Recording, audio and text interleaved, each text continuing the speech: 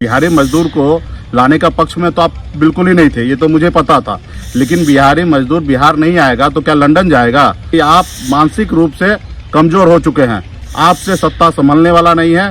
कृपया करके मैं हाथ जोड़ता हूँ, इस सत्ता को छोड़िए। बिहारी को आप अपने कंधे पे लेके जा सकते हैं, क्योंकि आपका उम्र हो चुका है। इस तरीके का ड्रामा, इस तरीके का नाटक करना बंद कीजिए और माफी मांगिए बिहार के जनता से। आप कुर्सी छोड़िए, आपका समय हो चुका है। वाह नीतीश कुमार जी, आपको बिहारी मजदूर, आपको बोझ कब से नजर आने लगा?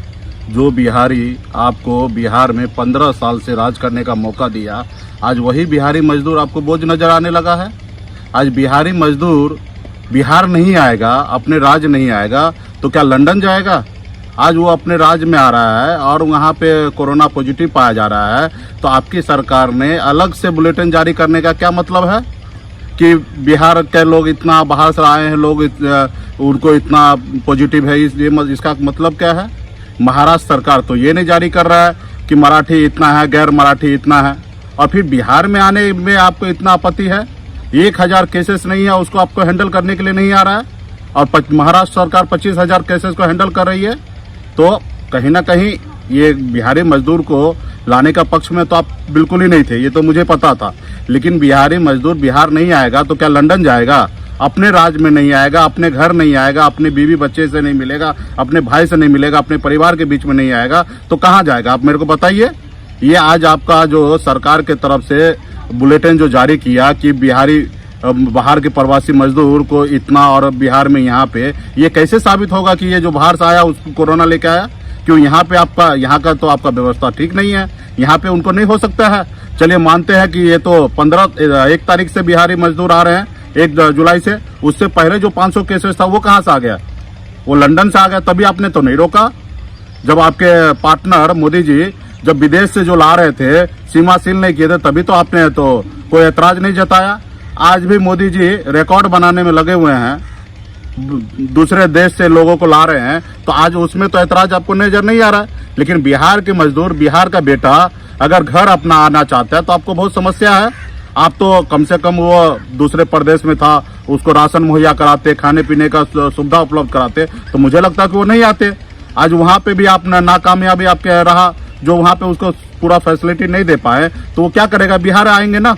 आज 15 साल से सत्ता में जमे हुए हैं, एक कारखाना नहीं लगा पाए, एक सुई बनाने का कारखाना नहीं लगा पाए, इसका जवाबदेही आपको लेना चाहिए। आज आप हमारे बिहार मजदूरी को यहाँ पे रोजगार आप उपलब्ध नहीं करा रहे, तो इसके लिए दूसरे राज्य में जाके काम कर रहा है।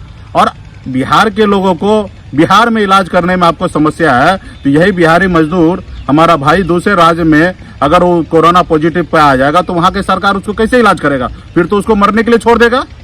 तो इस तरीके का आपका सरकार में इस तरीके का बुलेटिन जारी करना, ये दर्शाता है कि आप मानसिक रूप से कमजोर हो चुके हैं, आपसे सत्ता संभलने वाला नहीं है।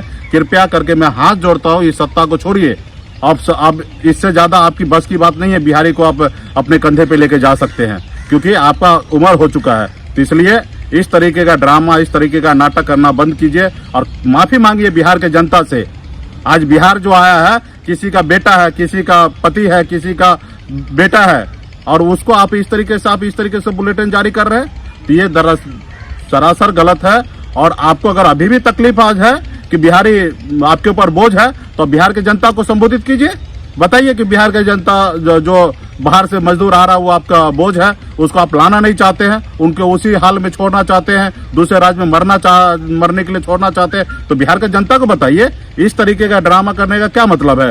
एक पहले से केसेस इतना है, प्रवासी मजदूर आने के बाद केस इतना है, क्या 1000 पेशेंट को आप नहीं ठीक कर पाएंगे? देखिए महाराष्ट्र सरकार डट के खड़ा है, 25,000 उसके पास पेशेंट होने के बावजूद भी वो इलाज कर रहे हैं। वो ये नहीं बोल रहे हैं कि ये मराठी है और गैर मराठी है।